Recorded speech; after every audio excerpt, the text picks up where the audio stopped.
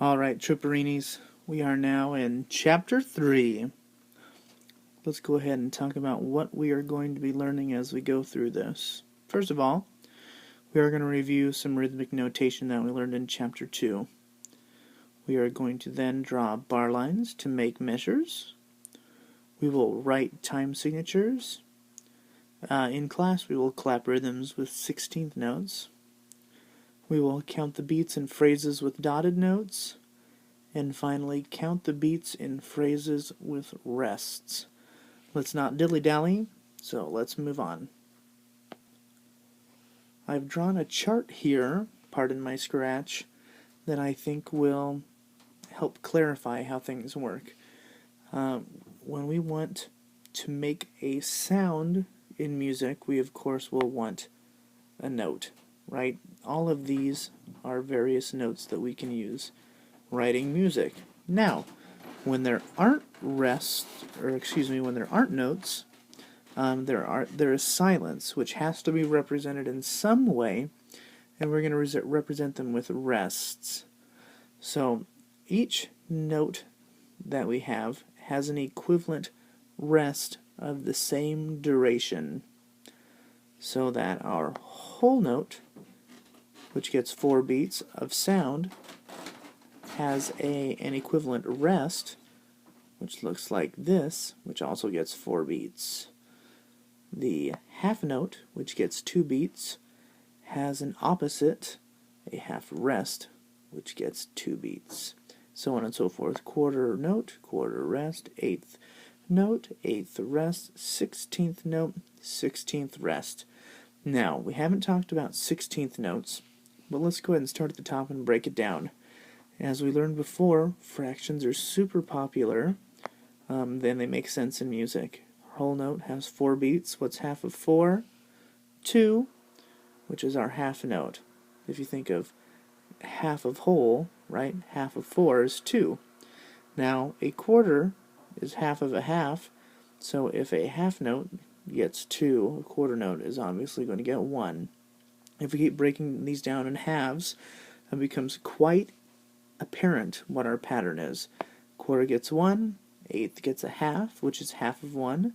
Half of a half is a quarter of a beat, which is our 16th note. Now, you'll notice that when we draw 16th notes, they look very similar to 8th notes, except they have 2 flags. We call those flags. Okay? So be aware of those. Now, we haven't drawn rests yet, which you will.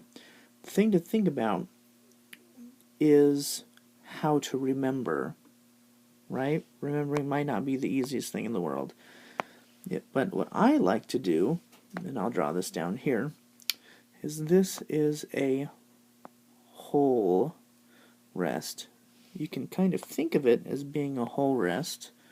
If you put a little guy right here, you might be walking down the street, he's going to fall into the hole.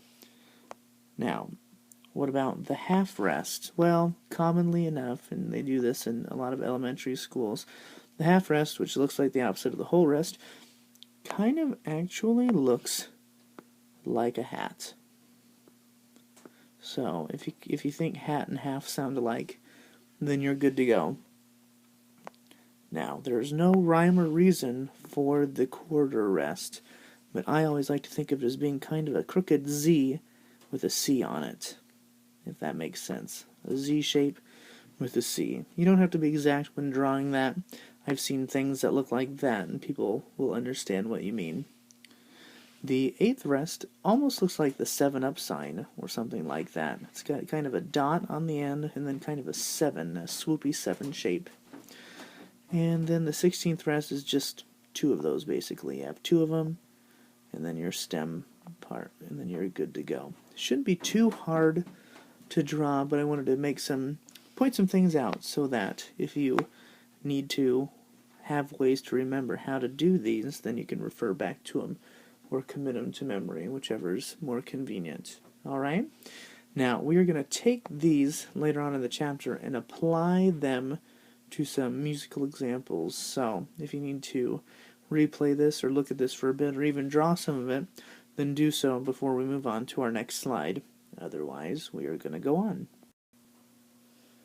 Vertical lines on the staff are called bar lines. So I'm going to create a bar line for you so you can see what we're talking about. I'll make it green here. So here's going to be our bar line. It's a vertical line, goes through the staff. I'll draw another bar line here. Alright? The space between the bar lines are called measures.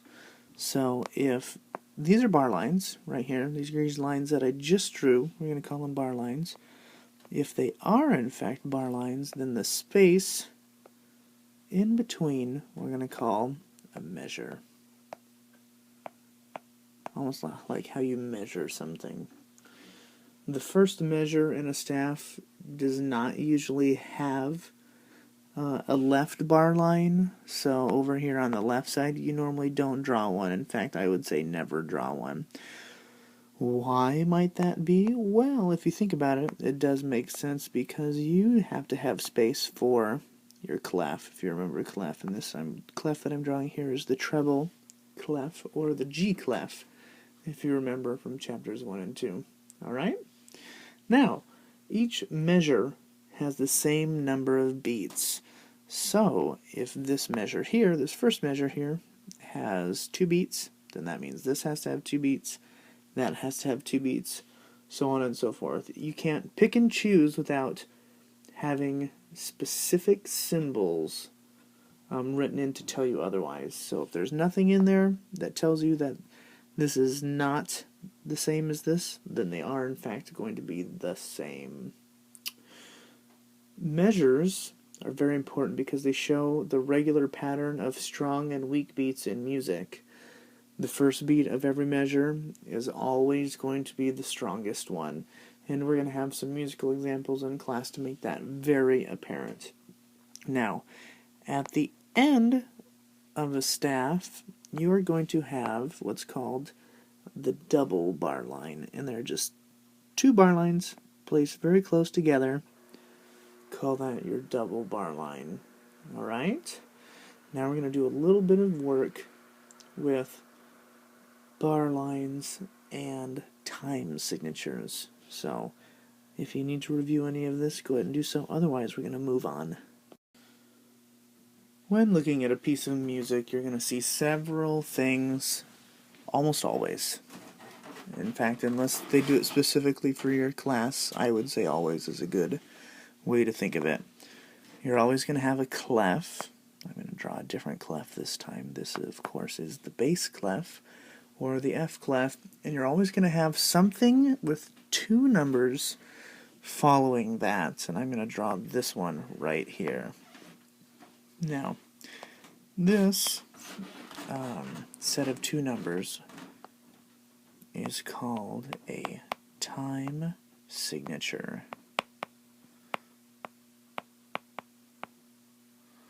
Time signatures are super important.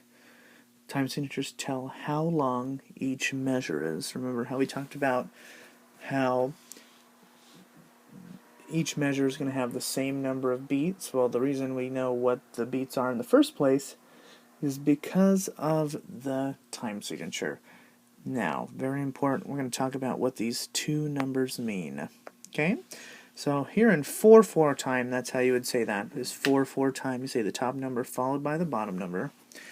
In 4/4 time, the top number tells how many beats there are in each measure. So this top number is how many beats. Pardon my writing. The bottom number is going to tell us what kind of note gets the beat. So I'm just going to write what gets beat. Now, and when we talk about what kind of note gets the beat, that would be whole note, half note, quarter note, eighth note, 16th, any of those types of notes that we talked about at the beginning of this lesson. Alright? So, in 4/4 time, there are 4 beats in each measure. So each measure gets 4 beats. And the quarter note gets the beat. Now, think of this as being a fraction. I'm going to insert a little imaginary line here, which normally isn't there. I'm going to go like this to make it look like a fraction. Now, this would be, what, 4/4? Now, if you think about it, a quarter note, I'm going to write it out, this will help. A quarter note could also be thought of as a quarter note, right? As in 1/4, 1/4. So if this bottom number is a 4 or a fourth, that means our quarter note is going to get the beat, which means there are going to be 4 quarter notes in each measure. And then here's a bar line, and here is 4 more quarter notes. Okay, does that make sense? Let's try a new one. How about if we did, let's do treble clef down here. Here's treble clef, so we always have a clef at the beginning of our staff. Then we're going to have a time signature of 3, 2. This is 3/2 time. That's how we would say that. So if you remember from up here, top number tells you how many beats. So there are 3 beats in each measure. And then the bottom number tells you what note gets the beat. So if 4 represented fourths or quarters, because we think of it as being a fraction, then what is this bottom number going to be, right? So if we thought of this as a fraction, this would be 3/2, right?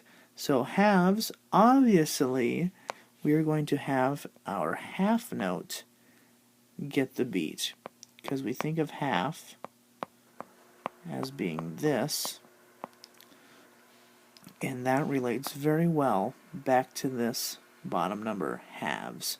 So there are 3 half notes in each measure, just like there are 4 quarter notes in each measure. We can do this, we can even go on and do some other ones, such as 6/8 time, which is very, very common, very popular. That simply means that there are 6/8 notes in each measure. Alright, what about 3/4 time? Also very common, very popular, means that there are 3 quarter notes in each measure. That's all that means. 4 quarter notes in a measure, 3 half notes in a measure, 6/8 notes in a measure, 3 quarter notes in a measure, and you can go on and on and on, and even make ridiculous ones such as 10/1, which would be 10 whole notes in every measure, which I have never seen, and I would be surprised if you saw it, but I'd be impressed at the same time. Alright, so let's think about drawing bar lines in this time signature. Let's move on.